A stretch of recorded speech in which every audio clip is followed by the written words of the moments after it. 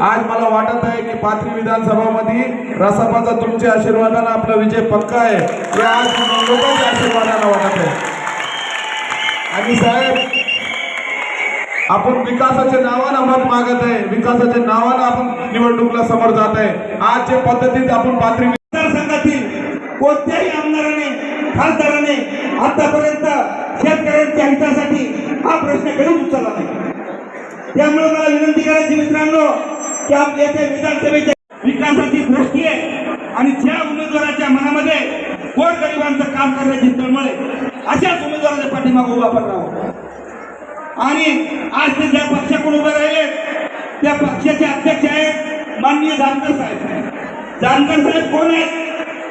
जानकर साहेब समाजातील तळागाळातील उपेक्षित, वंचित, दुर्लक्षित आपण सामान्य माणसाला न्याय द्यायचं काम केलेलं आहे साहेब। आज या मतदारसंघात आरोग्याच्या माध्यमातून 4000 रुग्णाचे ऑपरेशन केले, आपण सामान्य माणसापर्यंत आपण सेवा द्यायचं काम केलं।